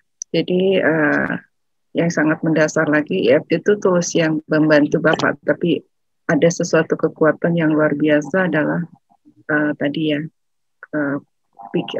kebesaran pikiran Bapak bahwa Bapak mampu, pola pikir mindsetnya tadi. Betul sekali. Ini yang, betul sekali. Ya, ini yang mungkin yang menjadi pelajaran buat kami ya, insight seperti itu. Buat saya ya, itu luar biasa. Baik Bapak Ibu sekalian, masih ada yang tanya tadi ya Dok Agus, Bu Ani ya. Bisa dibaca Dok Agus karena saya tadi sempat hilang. Yang Bu Ami.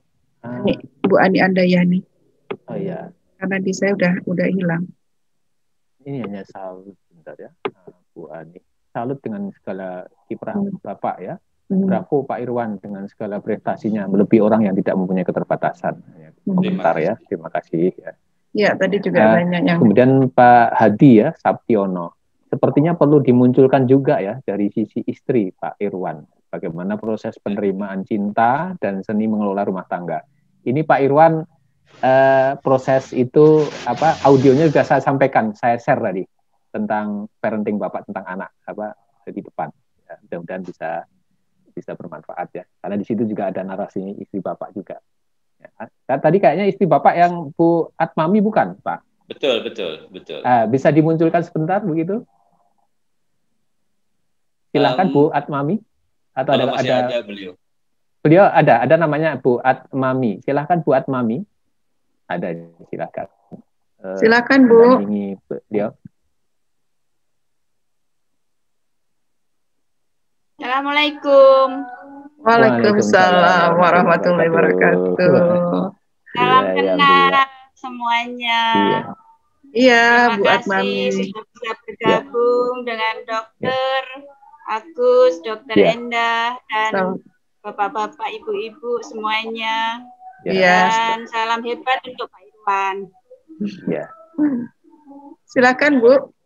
Silakan sharing. Saya speechless nih. Silakan Bu sharing gimana kesannya Bapak. Ibu bisa mendampingin Bapak. Pak Irwan ya. Jadi ketika kami kuliah,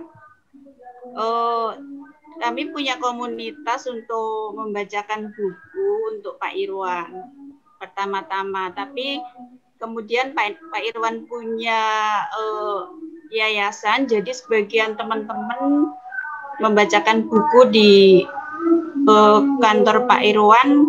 Waktu itu kalau nggak salah di samping SLB. Waktu itu kami merasa empati gitu karena seorang tunanetra bisa kuliah dan nilainya tinggi-tinggi. Jadi kami membacakan sekaligus diskusi begitu, Dok. Nah, seiring berjalannya waktu, karena kami kagum dan saat itu saya mahasiswi yang idealis, jadi pokoknya bisa bergaul dengan orang pintar itu luar biasa gitu. Jadi kami sering diskusi, sering membaca buku. Nah, keterlibatan kami di situ membawa kami pada hubungan yang serius gitu. Kami mengatakan atau saya berpikir bahwa yang namanya orang cacat itu tidak ada. karena semua ciptaan Allah itu sempurna. Yang memandang cacat itu kan manusia. Tapi dari situ saya juga melihat bahwa Pak Irwan punya potensi yang begitu besar, yang dimiliki melebihi dari orang-orang yang awas. Termasuk saya banyak belajar sama Pak Irwan.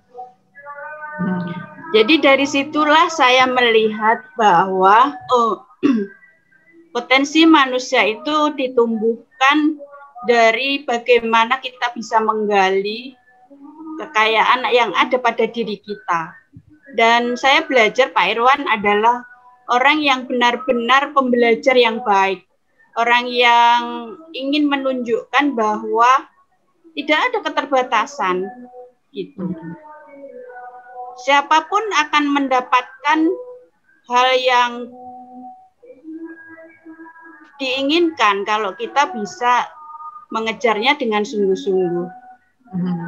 Jadi kami mengingat itu adalah hal yang paling penting dalam hidup, dan saya sendiri meyakini bahwa walaupun kami secara finansial ya saat itu saya juga tidak bisa menduga apakah nanti kami bisa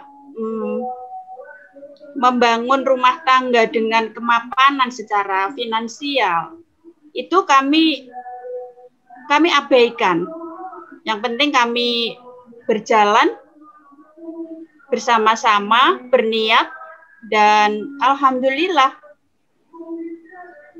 rezeki itu mengikuti begitu kalau kita punya niat yang lurus gitu. Sampai sekarang pun anak-anak saya itu masih menjadikan Pak Irwan itu satu figur yang benar-benar menginspirasi.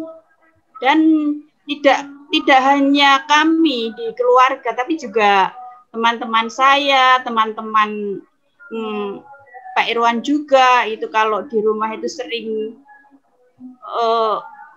menerapi, sering konsultasi, itu saya pikir ya keberadaan Pak Irwan melebihi dari kemampuan apa yang bisa kadang-kadang yang dilakukan oleh orang awas gitu.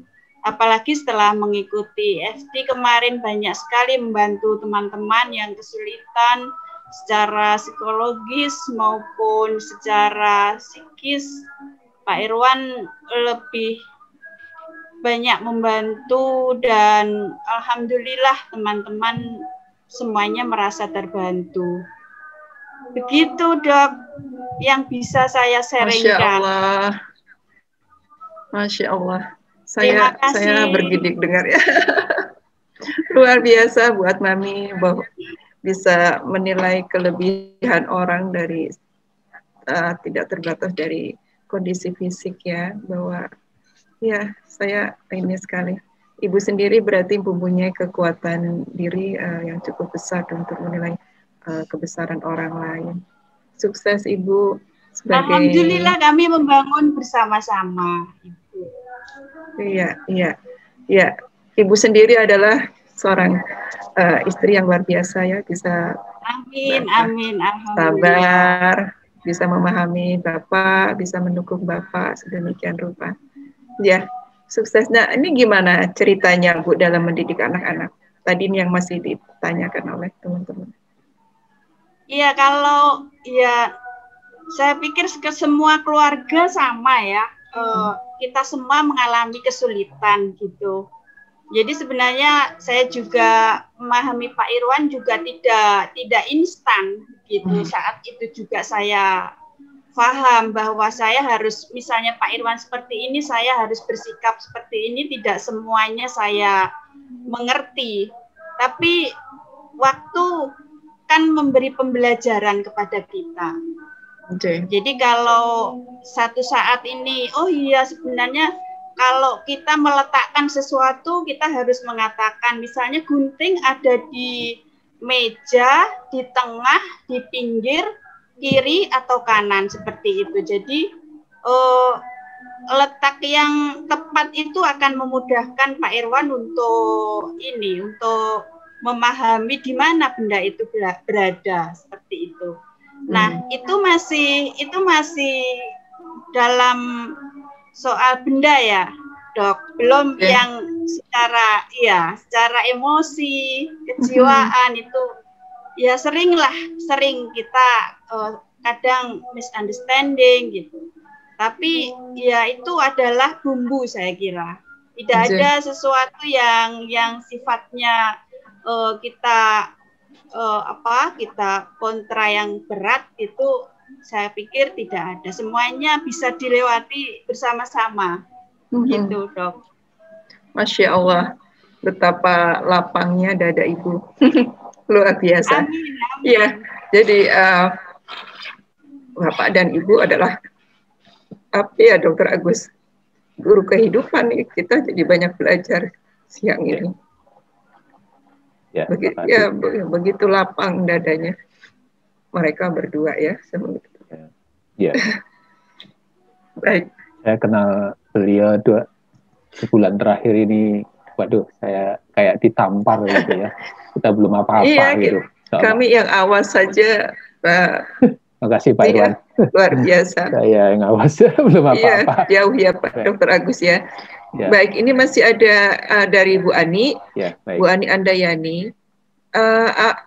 Pada saat dokter menetapkan kriteria kebutaan, apakah orang tua tadi yang diceritakan Pak Irwan ya, jadi beliau menanyakan sendiri langsung kepada dokter, apakah saat dokter menetapkan kriteria kebutaan, apakah orang tua tidak memahaminya sebagai kondisi yang kebutuhan khusus, ataukah Pak Iwan yang memilih tidak terus terang karena alasan tertentu? Apakah kemudian berlalu sampai pendidikan tinggi tidak ada keterangan otentik dari dokter oleh keinginan keluarga atau keluarga tidak paham? Pak Irwan bisa menjelaskan? Ya, terima kasih.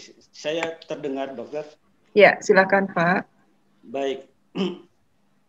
Jadi kemungkinan besar memang kedua orang tua saya tidak mengerti dia harus berbuat apa.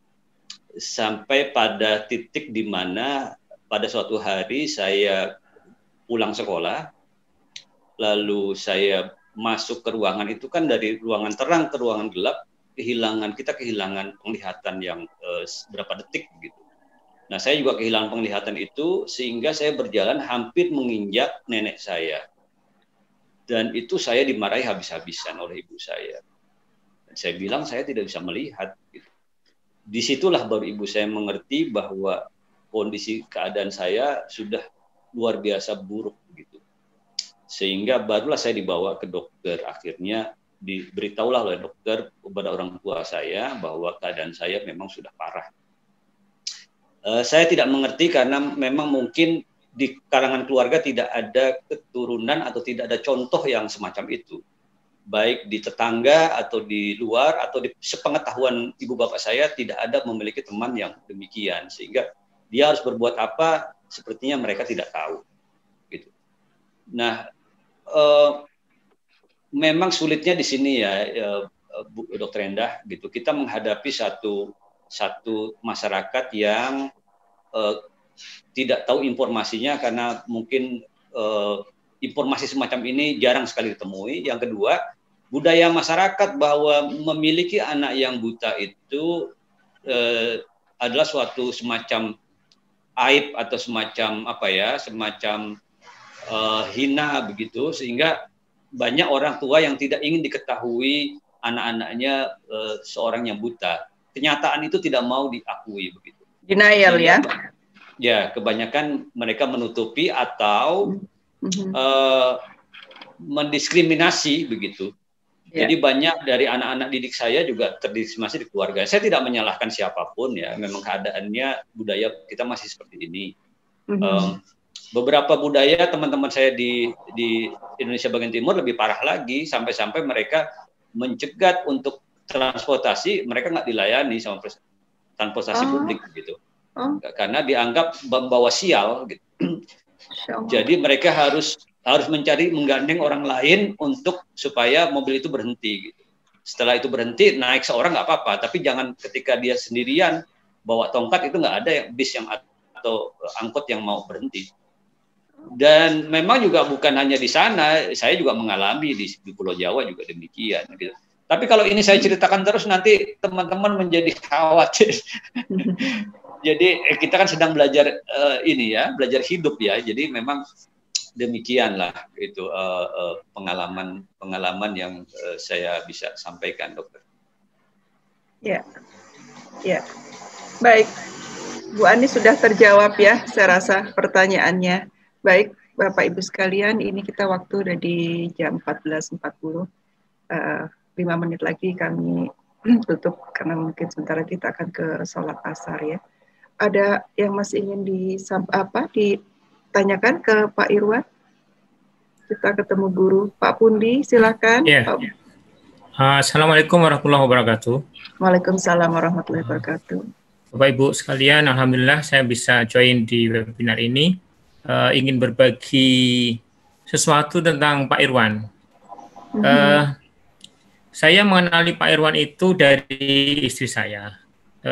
Kebetulan saya kenal ketika setelah menikah dengan istri saya memberitahu bahwa sebelum kita menikah, saya diminta oleh Pak Irwan, maksud saya istri saya diminta oleh Pak Irwan untuk menulis 100 kriteria calon suami.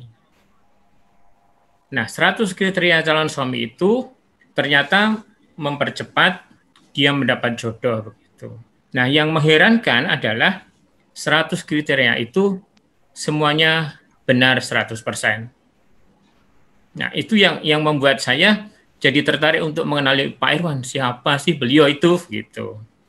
Nah, setelah saya diperkenalkan oleh istri saya dengan Pak Irwan, saya semakin takjub dengan beliau ketika saya mulai mencari data atau mencari tentang siapa sebenarnya Pak Irwan itu. Ternyata prestasinya luar biasa seperti yang disampaikan tadi.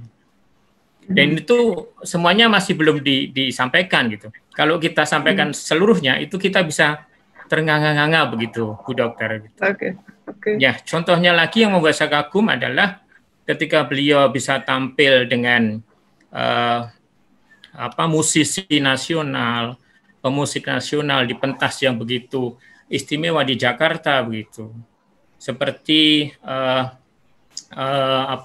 pengiring beliau pianis Marusha Nainggolan itu yang terkenal di sana.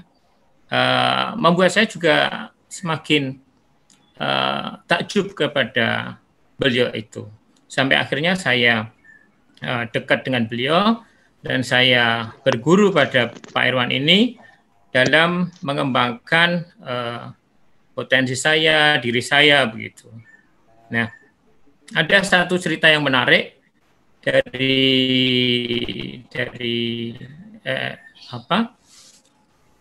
pembelajaran yang diberikan Pak Irwan kepada istri saya adalah tentang sebuah belief yang apabila kita meyakini belief itu, maka itu yang akan terjadi. Begitu juga dengan yang dialami oleh istri saya, masalah emosional, masalah sakit, begitu. Dengan konsultasi dengan Pak Irwan, masalah-masalah yang kami hadapi itu step by step bisa teratasi.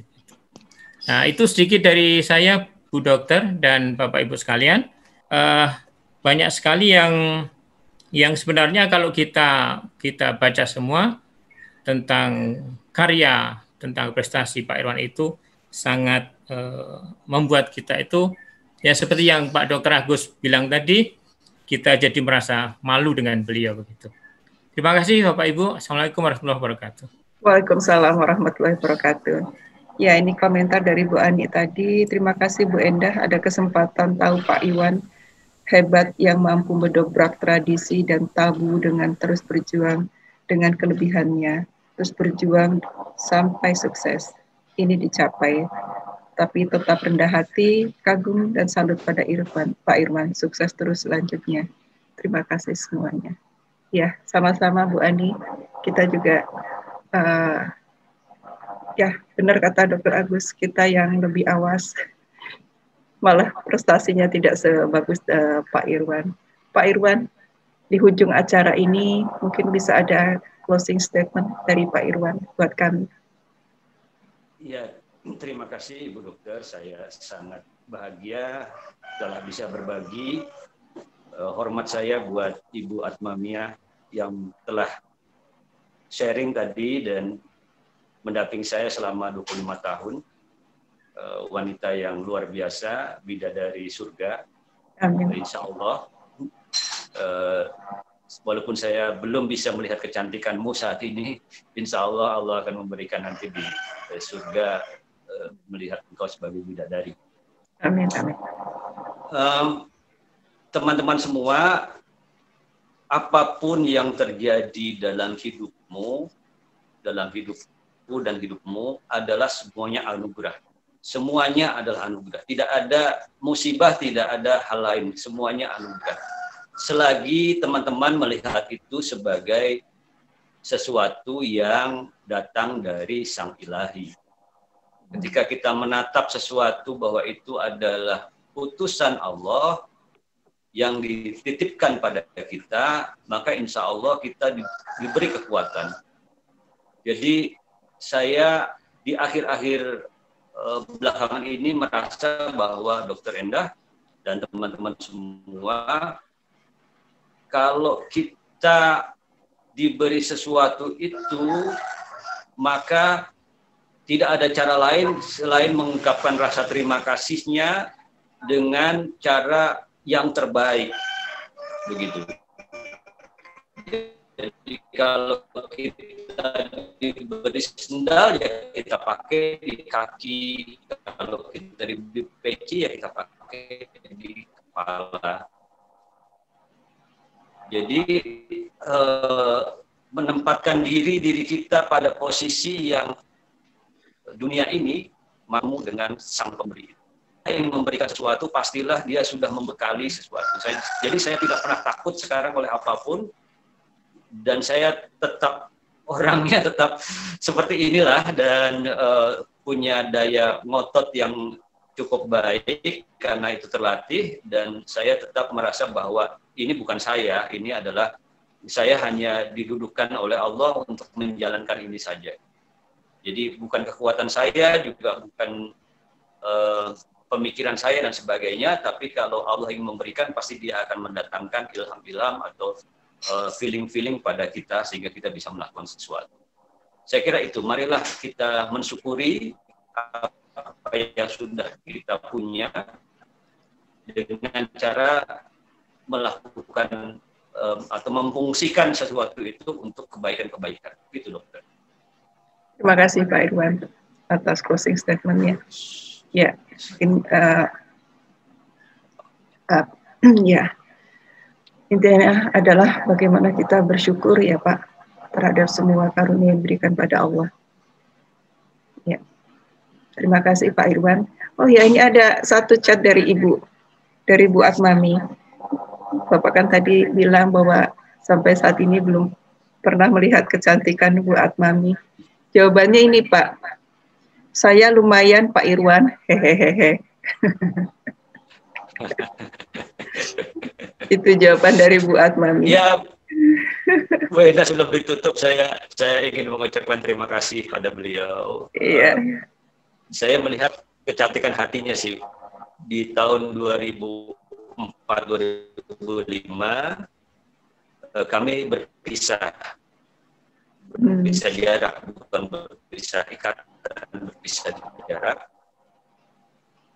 Karena dia sebagai anak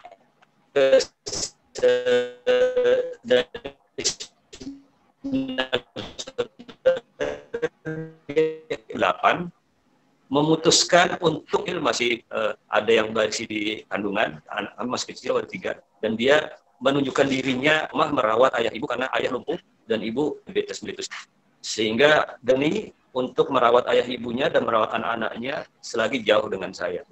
Jadi saya di Jakarta memimpin yayasan, dia di rumah memimpin 5 atau merawat 5 orang tersebut. Betapa cantiknya, mungkin melebihi kecantikan yang pernah saya lihat di dunia ini. Jadi saya hanya melihat cantik hatinya, mudah-mudahan kecantikan hatinya itu nanti divisualkan oleh Allah kepada saya pada suatu hari nanti, insya Allah. Amin, amin. Masya Allah. Baik, Pak Irwan, luar biasa. Ya, Bapak Ibu sekalian, saya rasa tadi sudah ada closing statement dari Pak Irwan dan Bapak Ibu sekalian juga termasuk saya sudah banyak menerima pelajaran kehidupan pada hari ini. Bagaimana kita bisa mensyukuri semua nikmat yang diberikan pada Allah kepada kita dan mempergunakan semuanya dengan semaksimal mungkin dan mempunyai kekuatan pikiran, hati, jiwa seluruhnya untuk menjadi khalifah di muka bumi ini. Terima kasih Bapak Ibu sekalian atas kehadirannya, terima kasih atas kesabarannya dengan segala beberapa trouble sinyal dan sebagainya. Dan cukup banyak respon positif dari Bapak Ibu sekalian di chat yang tidak saya bisa baca satu persatu ya. Intinya sekali lagi, Masya Allah, kita menerima pelajaran yang sangat berharga pada hari ini dari Pak Irwan. Silakan baca buku beliau, silakan akses tentang beliau di media-media medsos. Tadi beliau juga ada dengan Kik Andy ya, Dr. Agus ya. Silakan. Terima kasih atas segala kehadirannya, partisipasinya, perhatiannya. Kami dari Icon, mohon maaf bila ada kekurangan. Sampai ketemu di acara Icon berikutnya. Wassalamualaikum warahmatullahi wabarakatuh.